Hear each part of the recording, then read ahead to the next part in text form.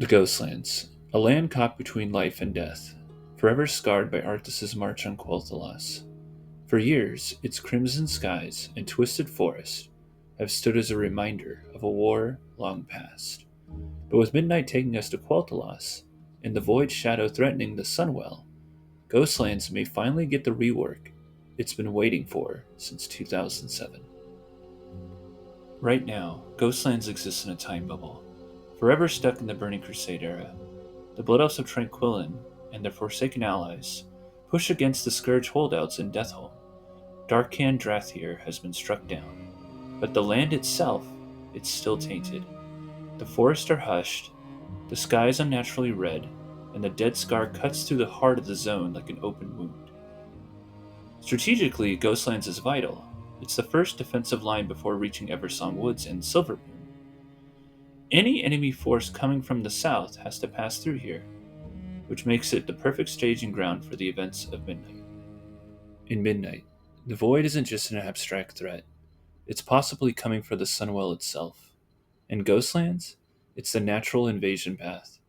The Dead Scar is a ready-made highway for corruption, a direct channel to Silvermoon's gates. For the Blood Elves, Ghostlands is more than old battlegrounds. It's the outer wall of their kingdom.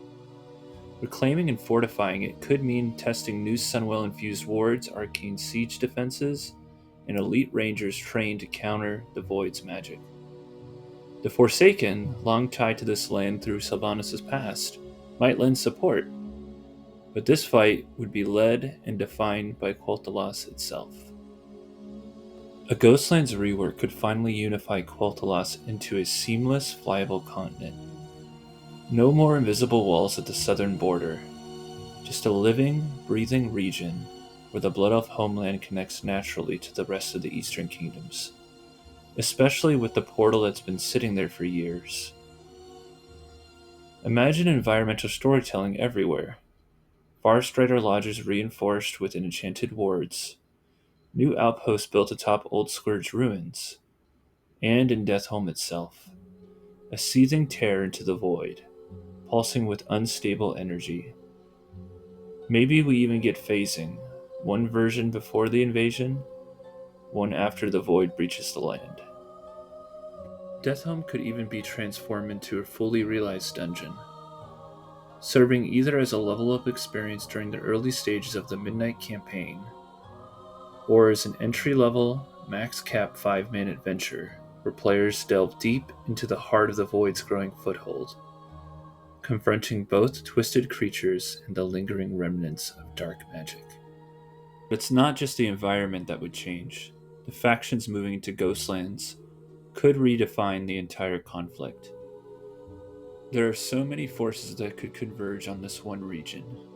The Blood Elves would almost certainly take the lead, rallying their Spellbreakers, Magisters, and Farstrider Rangers to reshape the southern Ghostlands into a fortified shield wall, turning every ruined tower and abandoned village into a strategic bastion against the Void's advance. They would establish enchanted watchposts along the Dead Scar, deploy Sunwell-infused barrier stones, and even station Spellbreaker battalions specifically trained to unravel Void magic before it reaches Silvermoon's gates. And if the crisis escalates, it might not remain a Blood Elf operation at all. Neighboring powers could be pulled in, turning Ghostlands into a multi-faction warfront. The Kirin Tor could dispatch elite battle mages to stabilize volatile, arcane anomalies and reinforce collapsed ley lines. The Argent Crusade might arrive with holy paladins and field priests, establishing makeshift chapels, boarded triage camps, and mobile command tents directly along the Dead Scar, transforming the forest into a front line of light versus shadow rather than simply a regional conflict. Meanwhile, pressure could begin to rise from the south.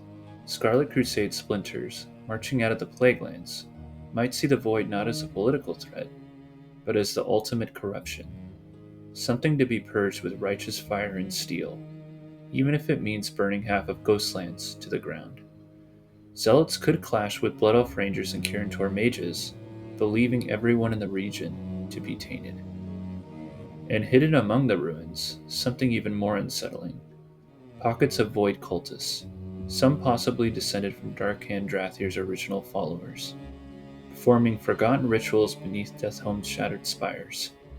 Their goal might not be simple destruction, but awakening something buried beneath the earth, something older than the Scourge, something that doesn't want to destroy the Sunwell, but reshape it, and with it, remake all of Quel'Thalas in the image of the Void. But all of that isn't just lore, it has the potential to reshape how players actually experience the zone. From a gameplay standpoint, Ghostlands could become one of the most dynamic zones in the entire Midnight campaign. Rather than serving as a simple quest hub, it could operate as a true bridge between early leveling content and the high stakes assault on Quel'Thalas itself. Players could begin with traditional recon and cleansing missions, but quickly transition into world quests tied to actively sealing void breaches, or escorting Farstrider supply caravans through hostile territory, or even defending outposts in the zone that are under constant attack. In some cases, you might arrive just as those outposts falter, triggering public events where groups of players have to push back a full-scale surge of void forces in real time, or risk losing control a part of the zone temporarily.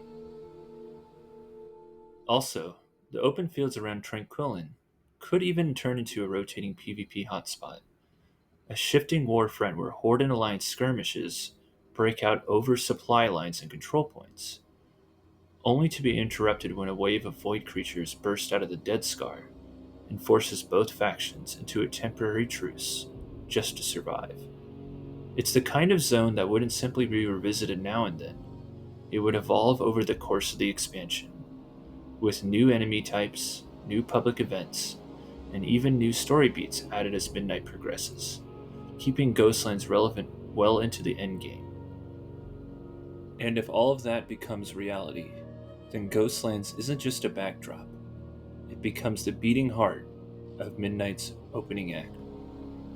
The Ghostlands has waited for almost 2 decades for a true revival, but in Midnight, it may become one of Azeroth's most iconic and most contested battlefields, a place where light and void collide, where the past and future of Quel'Thalas are decided in blood and shadow.